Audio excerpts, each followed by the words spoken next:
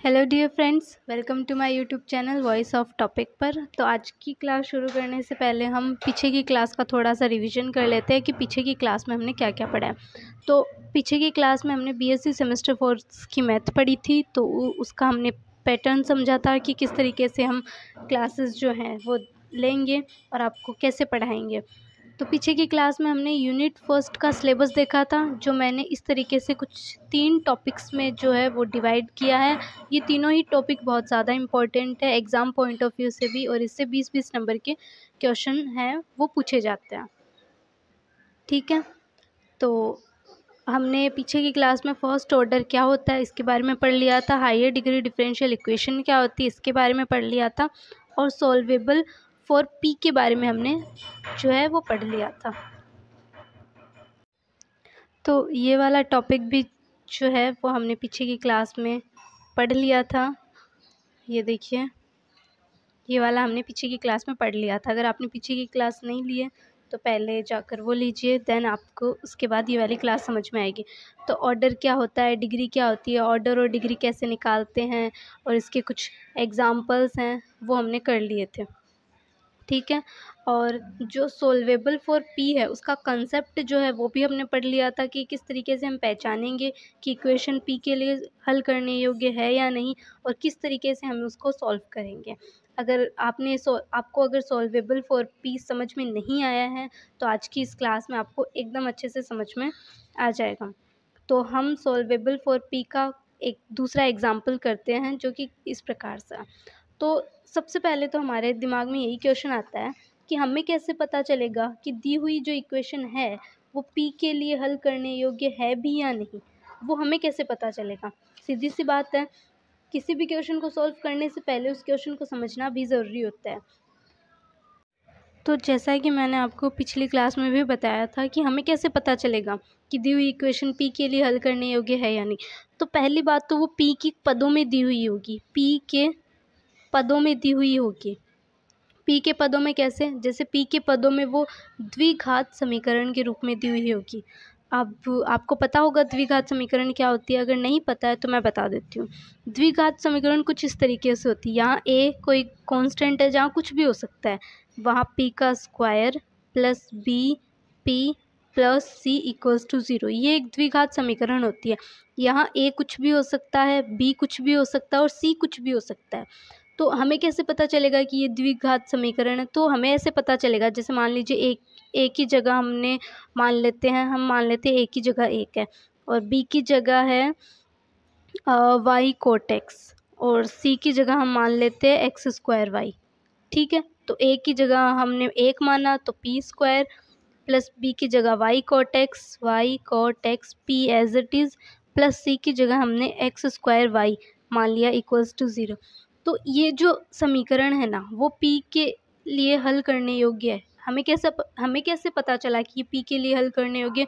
क्योंकि ये पी के पदों में एक द्विघात समीकरण है, और इस द्विघात समीकरण को हल करने के लिए हमें क्या करना होगा? इस द्विघात समीकरण को हल करने के लिए हमें श्रीधराचार्य सूत्र लगाना होगा। श्रीधराचार्य सूत्र जो आपने 9th या 10th क्लास में भी पढ़ा होगा, उसका फॉर्मूला क्या होता है?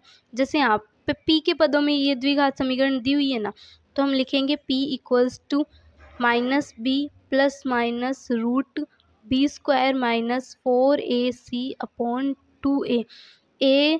ए सी और ए हमें पता है यहाँ पे कि ए क्या है, बी क्या है और सी क्या है। तो ए बी और सी का मान इस इक्वेशन से निकाल के हम यहाँ पे रख देंगे, तो हमारे पास पी के हैं वो कुछ वैल्यू आ जाएगी, मतलब p इक्वल्स टू कुछ आ जाएगा। जैसे मान लीजिए p इक्वल्स टू हमारे पास 2y आता है, जैसे मान लीजिए p इक्वल्स टू हमारे पास 2y आता है। तो अब हम इसको किस तरीके से सॉल्व करेंगे? p को तो हम लिख सकते हैं dy upon D x equals to 2y, तो dy upon D x minus 2y और इक्वल्स टू 0। फिर आगे हम इसका समाकलन करेंगे वगैरह वगैरह। तो मैंने एक बार फिर से आपको रिपीट करके बता दिया है कि हमें कैसे पता चलेगा कि दी हुई समीकरण पी के लिए हल करने योग्य है या नहीं। तो सिंपल सी बात है, या तो वो पी के पदों में द्विघात समीकरण दी हुई होगी, या फिर सिंपल द्विघात समीकरण दी हुई होगी, या फिर उसमें एक्स और वाई की जो टर्म्स है वो मल्टीपल टाइम्स होगी। अब वो मल्टीपल टाइम्स कैसे होगी? जैसे मान लीजिए एक्स, उस समीकरण में एक्स है उसकी क्यूब दी हुई होगी या एक्स स्क्वायर दिया होगा, मतलब कहने का मतलब है एक्स सिंगल रूप में नहीं दिया हुआ होगा और ना ही वाई सिंगल रूप में दिया हुआ होगा हमें। और इसके कुछ एग्जांपल्स आगे आएंगे तब हम समझ लेंगे। तो फिलहाल हम पी के पदों में जो द्विघात समीकरण है उसको सॉल्व करते हैं। तो यहाँ मैंने एक और एग्जाम्पल लिया है, आप देख सकते हैं। ठीक है, तो अब पहले हम इस एग्जाम्पल को सॉल्व करते हैं। तो देखो p square minus 7p plus 12 equals to 0 है। तो पहले तो हमें 7p के कुछ टुकड़े करने हैं, और वो टुकड़े किस तरीके से करने हैं, वो टुकड़े कुछ इस तरीके से करने हैं कि उनको गुणा करने पर तो 12, इनको गुणा करते हैं तो कितना आता है 12p स्क्वायर। तो गुणा करने पर तो हमारे पास 12p स्क्वायर आना चाहिए, और जोड़ने या घटाने पर हमारे पास 7p आना चाहिए। तो गुणा करने पर तो हमारे पास 12p स्क्वायर आना चाहिए और जोड़ने या घटाने पे -7p आना चाहिए। तो वो 4 और 3 हो सकते हैं। -4 और -3 को जब हम जोड़ते हैं तो -7 आता है, और जब इनको गुणा करते हैं आपस में -4 और -3 को तो प्लस के 12 आते हैं। और p तो जैसे इनके बीच में है ही कॉमन, तो ये p के पदों में एक द्विघात समीकरण है। इस तरीके से हम इसके टुकड़े करेंगे। अब इन दोनों का एक हम जोड़ा बनाएंगे, यहाँ इन दोनों का जोड़ा बनाएंगे। तो इन दोनों में p कॉमन लेंगे तो बचेगा क्या अंदर p-4। यहाँ हम -3 कॉमन लेंगे तो यहाँ बचेगा p-4 इक्वल्स टू 0। अब देखो p-4 और p-4 यहाँ पे भी आ रहा है, तो हम इसको कॉमन ले लेंगे और ये अंदर बचेगा p-3 इक्वल्स टू 0। अब हम इसको थोड़ा अलग अलग करके लिख लेते हैं, अलग अलग जैसे p-4 इक्वल्स टू 0 अलग, p-3 इक्वल्स टू 0 अलग। और हमें पता है p इक्वल्स टू dy/dx होता है, जो मैंने आपको पहली क्लास में बताया था कि इसको हमेशा याद रखना है कि ये होता ही है। तो p की जगह हम लिखेंगे dy/dx - 4 इक्वल्स टू 0। यहाँ p की जगह dy/dx - 3 इक्वल्स टू 0। अब देखो इस dx को बराबर के उधर भेजना है, तो उसको उधर कैसे भेजेंगे? इसको उधर भेजने के लिए आप मान लो कि हम पूरी इक्वेशन को ही dx से गुणा कर देते हैं। यहाँ हमने dx से गुणा किया, यहाँ dx से गुणा किया और यहाँ dx से गुणा किया। तो यहाँ पे dx और dx आपस में कैंसिल आउट हो जाएंगे, तो बचेगा dy minus as it is 4dx equals to dx को जब 0 से गुणा करेंगे तो ये अगेन 0 होगा। सेम हम यहाँ करेंगे तो dy minus 3dx equals to 0 है, वो आ जाएगा। ठीक है, अब हम इसका क्या कर देते हैं, अब हम इसका समाकलन कर देते हैं। अब जब हम इसका समाकलन करेंगे तो dy का समाकलन होता है y, 4 कांस्टेंट बाहर आ गया, dx का समाकलन होता है x, और 0 का समाकलन होता है कोई भी कांस्टेंट, जैसे मैंने यहाँ पे c1 मान लिया है। सेम यहाँ करेंगे तो dy का समाकलन y, 3dx का समाकलन में 3 तो कांस्टेंट बाहर आ जाएगा, dx का समाकलन x, और यहाँ अगेन c2 एक कांस्टेंट आ गया। अब देखो हम c1 को इधर लेके आएंगे, यहाँ c2 को भी इधर लेके आएंगे, तो y minus 4x minus c1, क्योंकि यहाँ c1 प्लस में है तो बराबर की इधर आके माइनस में होगा, इक्वल्स टू 0। फिर अगेन यहाँ पे y माइनस 3x, c2 यहाँ पे प्लस में है, यहाँ पे आके माइनस में, इक्वल्स टू 0। अब ये एक और ये एक, इन दोनों को जब हम यहाँ मल्टीप्लाई में रखेंगे और इक्वल्स टू 0 रखेंगे तो ये इस दी हुई जो हमने जिस क्वेश्चन को सॉल्व किया ये इसका जनरल सॉल्यूशन होगा, और जनरल सॉल्यूशन ही हमें इस क्वेश्चन में निकालना था। जो हमारा क्वेश्चन दिया हुआ है इसके आगे लिखा हुआ होगा सॉल्व इट, या फिर ये लिखा हुआ होगा कि find the general solution of this question. तो इस क्वेश्चन का इस तरीके से हमने ये है जनरल सॉल्यूशन निकाल लिया है। तो सीधा मतलब बहुत ही सीधा सा कंसेप्ट है, कुछ भी नहीं करना है हमें। p के पदों में कोई द्विघात समीकरण दी हुई होगी, इसको हम इस तरीके से सॉल्व करेंगे, फिर हम आगे p की जगह dy/dx रखेंगे और फिर उसका समाकलन करेंगे, फिर जो कांस्टेंट आएगा उसको बराबर के इधर रख लेंगे, फिर इन दोनों को गुणा में रख देंगे और इक्वल्स टू 0 रख देंगे। ये हमारे दिए हुए क्वेश्चन का जनरल सॉल्यूशन होगा। तो होप आपको क्वेश्चन समझ आया होगा। अब हम करते हैं नेक्स्ट क्वेश्चन। तो अब हम सॉल्वेबल फॉर p के सारथी के और प्रीवियस ईयर के कुछ क्वेश्चंस उठाते हैं। अब आपने सोचा होगा यहाँ पे मैंने 3 क्यों लिख रखा है, तो क्वेश्चन नंबर 3 का मतलब है ये सारथी का तीसरा क्वेश्चन है। सारथी प्रीवियस ईयर क्वेश्चन की एक बुकलेट आती है जिसको सारथी कहते हैं, उसका ये तीसरा क्वेश्चन है, और सारथी में सारे प्रीवियस ईयर के इंपॉर्टेंट क्वेश्चन दिए हुए होते हैं। तो हमने ये पहला क्वेश्चन उठाया है। तो देखो x square p square minus 2xyp plus 2y² minus x² equals to 0। तो अब देखो इस क्वेश्चन को सॉल्व करने से पहले हम कुछ एनालिसिस करते हैं। वो क्या है, ये क्वेश्चन p के लिए हल करने योग्य है, हमें कैसे पता चला? तो हमें ये ऐसे पता चला कि यहाँ पे p² दिया हुआ है, उसके गुणा में कुछ है तो मान लेते हैं ये a है, और 2xy वापस p है, इस p के गुणा में जो है 2xy इसको हम b मान लेते हैं, और इस पूरे में p नहीं है तो इसको हम c मान लेते हैं।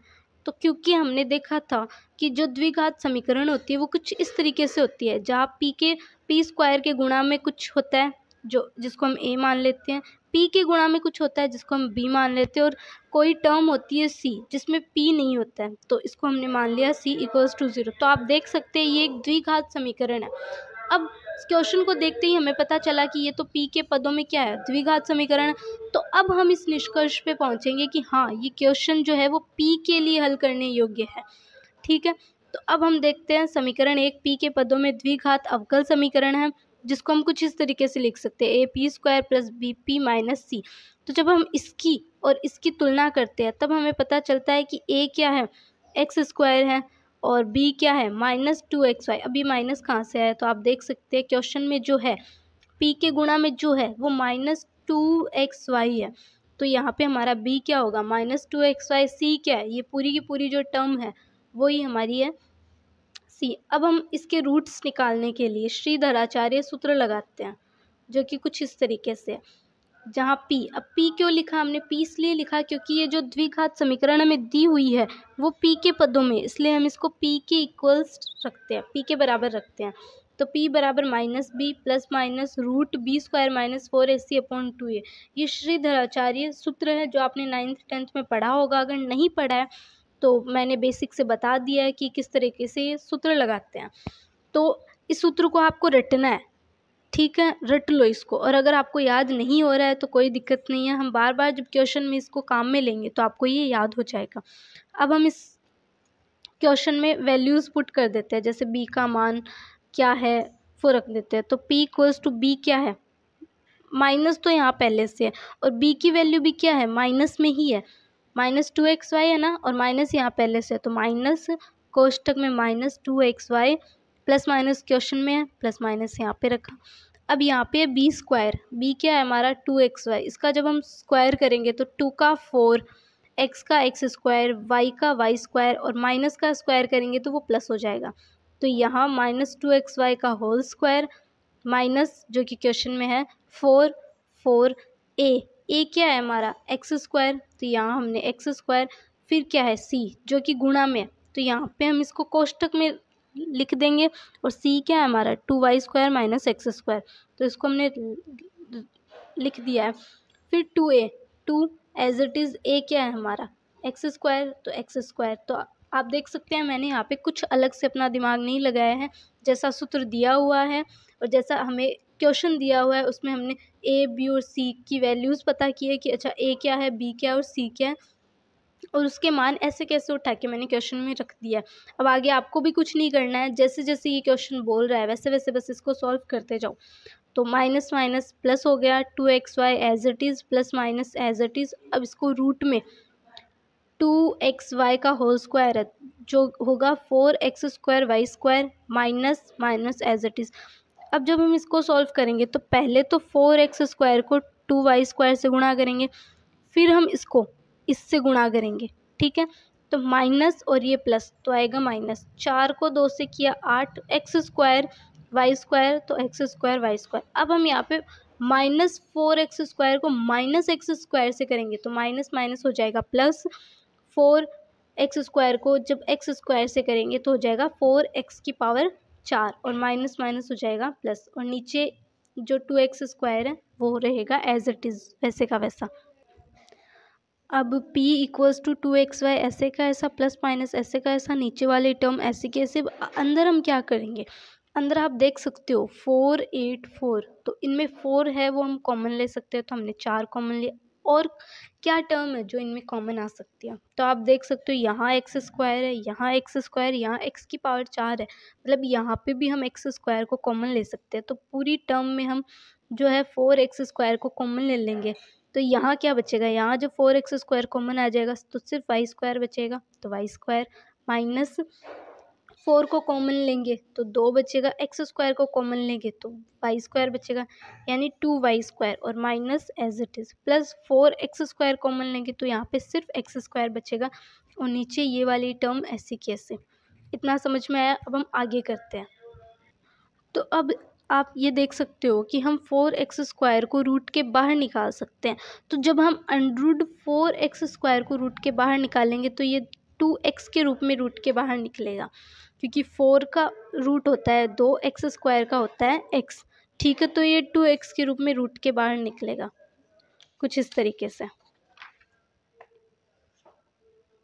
ये तो 2xy as it is plus minus 2x root के बाहर निकला, अंदर ये y² minus 2y² plus x as it is 2x² as it is. अब हम क्या करेंगे, अब हम यहाँ पर 2x और यहाँ पर जो 2x है उसको पूरे को कॉमन ले लेंगे। तो बाहर हमने इस 2x को कॉमन ले लिया पूरे में से, तो यहाँ बचा सिर्फ y। तो y प्लस माइनस जब यहाँ से 2x कॉमन आ गया तो ये टर्म ऐसी की ऐसी और नीचे वाला है वो ऐसा का ऐसा। अब आप देख सकते हैं 2x से हम इस 2x को काट सकते हैं, तो यहाँ पे सिर्फ x बचेगा, तो y/x। तो y तो ये है ही और नीचे सिर्फ x बचेगा, तो यहाँ पे x फिर plus minus as it is 1/x, क्योंकि x जो है वो दोनों के नीचे आएगा। ठीक है, तो नीचे x। अब ये यहाँ पे क्या हुआ, यहाँ पे y² माइनस 2y² है, तो आप देख सकते हो ये 1y है ना, और ये 2y है। तो एक में से जब हम 2 घटाएंगे तो बचेगा क्या, 1 बचेगा, और वो भी माइनस में, क्योंकि -2 है तो -y² x² as it is, तो रूट x² माइनस y²। ठीक है, अब हम यहाँ क्या करेंगे, अब आपने 12th क्लास में पढ़ा होगा, मतलब यहाँ तक हमारा हो गया है।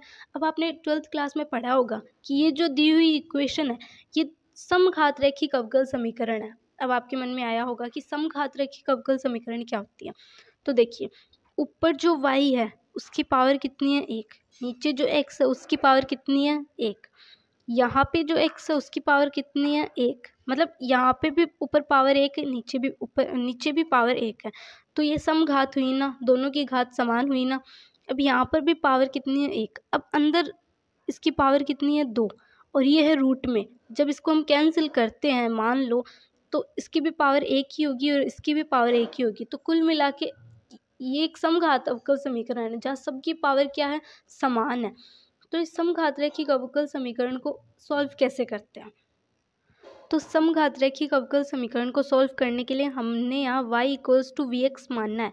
अब आपके मन में आया होगा कि y=vx ही क्यों माना हमने, x=vy क्यों नहीं माना, क्योंकि y=vx जब हम रखेंगे तब हम जब इस इक्वेशन का x के सापेक्ष अवकलन करेंगे, मतलब differentiate with respect to x, तो यहाँ पे y का जब x के सापेक्ष अवकलन होगा तो वो होगा dy/dx। इसका जब हम अवकलन करेंगे तो ये 2 टर्म है, पहला पद और दूसरा पद। तो अवकलन करते हैं तो अवकलन किस तरीके से करते हैं, तो पहला पद ऐसे का ऐसा, दूसरे का अवकलन x का अवकलन 1, फिर दूसरा ऐसे का ऐसा v का अवकलन किसके सापेक्ष, x के सापेक्ष, तो वो होगा dv/dx।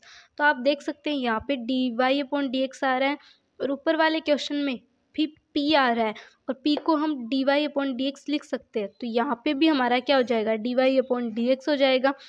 तो यहाँ dy/dx के बराबर में कुछ है और यहाँ पर भी dy/dx के बराबर में कुछ है। तो अब हम इसको और इसको एक दूसरे के बराबर में रख सकते हैं और उसके बाद हम इसको सॉल्व कर सकते हैं। तो इस वजह से इसको जो है हम y=vx मानते हैं। आया समझ में। तो यहाँ से हमने इसको और इसको एक दूसरे के बराबर में रख देते हैं, तो ये आएगा v + x dv/dx equals to y की जगह हमने क्या रखा, vx, तो vx नीचे x ऐसा का ऐसा plus minus 1/x x root में x² ऐसा का ऐसा, v² को हम क्या लिख सकते हैं, सॉरी y² को हम क्या लिख सकते हैं, v² माइनस x²। तो ये हमने ऐसा का ऐसा रख दिया है।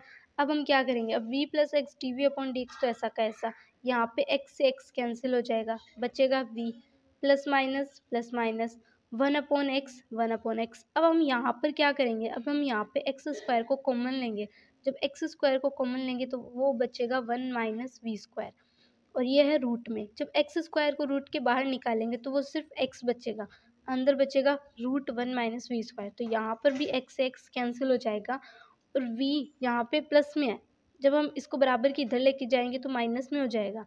वी यहाँ पे प्लस में है, जब हम इसको इधर लेके आएंगे तो वो माइनस में हो जाएगा, और माइनस में हो जाएगा तो प्लस वी और माइनस वी आपस में भी कैंसिल आउट हो जाएंगे। तब हमारे पास सिर्फ बचेगा x D we upon D x equals to plus minus root 1 minus we square, इतना हमारे पास बचेगा।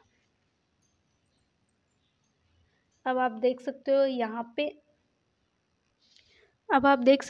पे x D we upon D x equals to plus minus root 1 minus we square बचा है। अब हम इसको कैसे सॉल्व करेंगे?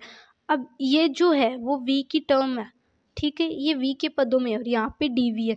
तब हम इसको बराबर के जब इधर लेके जाएंगे तो यहाँ पे ये अभी 1 के गुणा में है, जब बराबर के इधर लेके जाएंगे तो ये भाग में हो जाएगा, और plus minus as it is. यहाँ पे dx क्या है, भाग में है, तो बराबर के जब इधर लेके आएंगे तो ये dx गुणा में हो जाएगा। यहाँ dx गुणा में है, इधर लेके आएंगे तो ये बट्टा में चला जाएगा, तो ये हो जाएगा dv upon root 1 minus we square बराबर plus minus D X upon X. अब हम यहाँ पे समाकलन करेंगे जैसा हम करते आए हैं, पिछले क्वेश्चन में भी हमने इतना सॉल्व करने के बाद समाकलन किया था, तो अब हम इस टर्म का है वो समाकलन करेंगे। तो आपने 12th क्लास में समाकलन के बारे में पढ़ा होगा कि 1 upon root 1 minus we square का समाकलन क्या होता है, साइन इनवर्स वी, और ये क्या है 1 अपॉन एक्स डी एक्स, तो 1 अपॉन एक्स का समाकलन क्या होता है, लॉग एक्स, और प्लस माइनस है तो plus minus as it is. तो हमने ऐसा कैसा लिख दिया है, 1 upon root 1 minus we square का समाकलन sine inverse v, 1 upon x का समाकलन लॉग एक्स। अब यहाँ पे log c कैसे आया, क्योंकि समाकलन करते हैं तो कोई ये कांस्टेंट आता है, क्योंकि यहाँ पे जो टर्म है वो log के पदों में आई है, तो हम इसको भी log c कांस्टेंट मान सकते हैं। ये समाकलन का रूल होता है कि अगर सारे पद log में आ रहे हैं तो हम कांस्टेंट को भी log के पदों में मान सकते हैं। अब ये देखो, अब यहाँ पे है v, क्योंकि हमने अब v तो हमारे पूरे क्वेश्चन में ही कहीं नहीं था, ये हमने माना है, तो y equals to v x हमने माना था, y equals to v x हमने माना था, तो v क्या होगा, v होगा y अपॉन एक्स, तो हम v की जगह रख देंगे y अपॉन एक्स। यहाँ पे क्या है log x और log c, एक बार इस प्लस माइनस को आप हटा दो, मानो यहाँ पे प्लस माइनस है ही नहीं, तो देखो log x plus log c क्या होता है, ये log की एक प्रॉपर्टी होती है कि जब भी log m plus log n, यहाँ m और n की जगह कोई भी वैल्यू हो सकती है, जब भी दो log प्लस में होते हैं तो हम उनको गुणा में लिख सकते हैं, और जब भी दो log m minus log n minus के रूप में होते हैं तब हम उसको बट्टे में लिख सकते हैं। तो यहाँ पे क्या है, ये log x plus log c plus में है, तब हम इसको गुणा में लिख सकते हैं log x c। अब यहाँ पे sine inverse y upon X plus minus ऐसा का ऐसा log x plus log c को हमने log x इंटू c लिख दिया है। अब देखो, अब जब हम साइन इनवर्स को इधर लेके आएंगे और x को इधर लेके आएंगे तो ये इसको हम कुछ इस तरीके से लिख सकते हैं।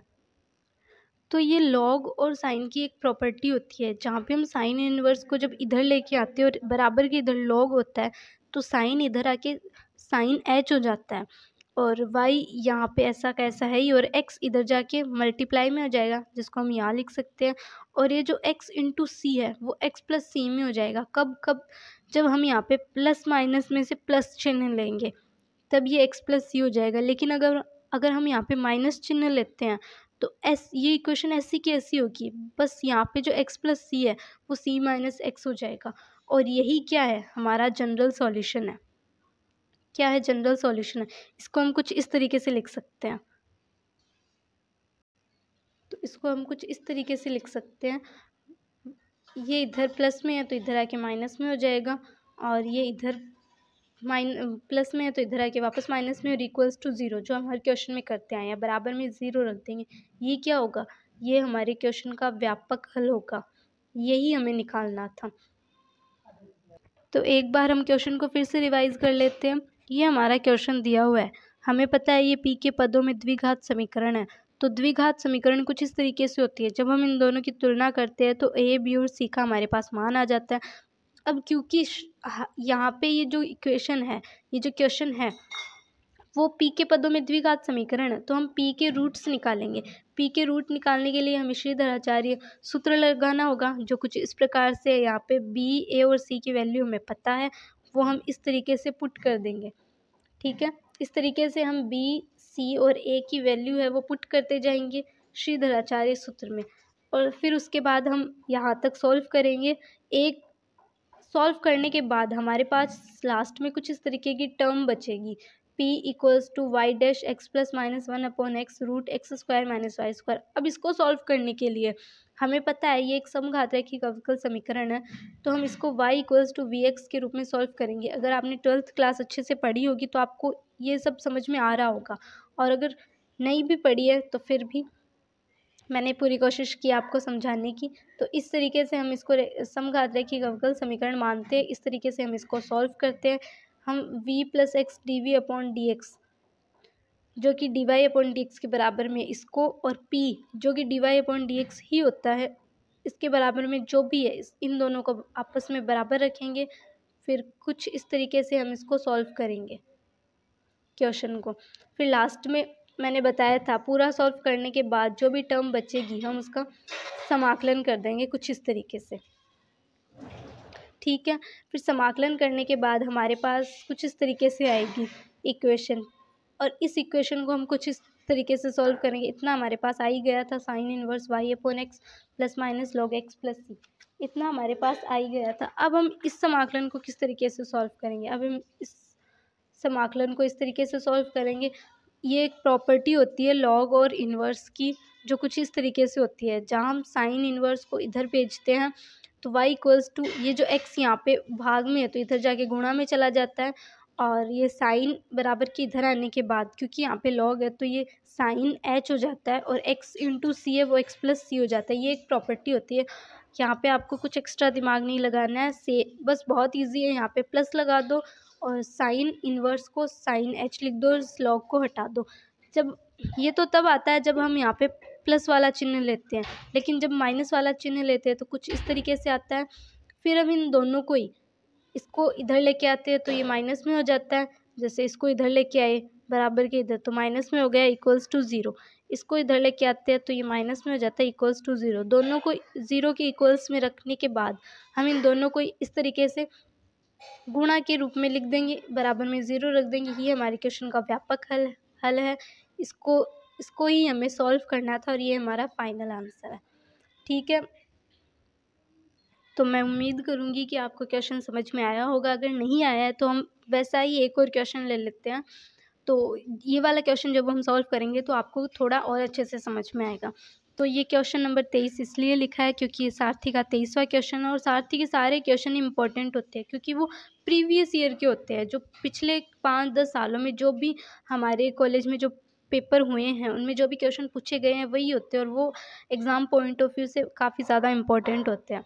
तो आज की इस वीडियो में हमने हमारी जो मैथ्स की फर्स्ट यूनिट है उसका जो फर्स्ट टॉपिक है, first order but higher degree differential equation solvable for p, उसका कॉन्सेप्ट पढ़ा है। उसके साथ ही के जो भी प्रीवियस ईयर के क्वेश्चन है वो सॉल्व किए हैं। आगे की वीडियो में हम जो इसके और जो प्रीवियस ईयर के क्वेश्चन है वो सॉल्व करेंगे। आज की वीडियो में हमने सिर्फ एक क्वेश्चन सॉल्व किया है क्योंकि ज़्यादा लंबा जो वीडियो है वो मैं शूट नहीं कर सकती। तो अगली क्लास में ये वाला क्वेश्चन आज हमने कर लिया है, अगली क्लास में हम अगला क्वेश्चन सॉल्व करेंगे जो कि क्वेश्चन नंबर 23 है। सारथी का क्वेश्चन नंबर 23 है, ये वाला क्वेश्चन सॉल्व करेंगे। और ऐसे बहुत सारे क्वेश्चन जो प्रीवियस ईयर के भी हैं और सारथी में भी दिए हुए हैं, और जो इम्पोर्टेंट भी है एग्ज़ाम पॉइंट ऑफ व्यू से भी आ सकते हैं, जो इम्पोर्टेंट है और एग्ज़ाम पॉइंट ऑफ व्यू से पूछे जा सकते हैं, वो सारे क्वेश्चन करेंगे। और उनमें से 1-2 क्वेश्चन तो आपको एग्ज़ाम में पक्का देखने को मिलेंगे। और वीडियो अच्छी लगी हो तो लाइक कीजिएगा, चैनल को सब्सक्राइब कीजिएगा, कमेंट कीजिएगा आपको जो भी नहीं समझ में आया है वो, और मिलते हैं अगले वीडियो में।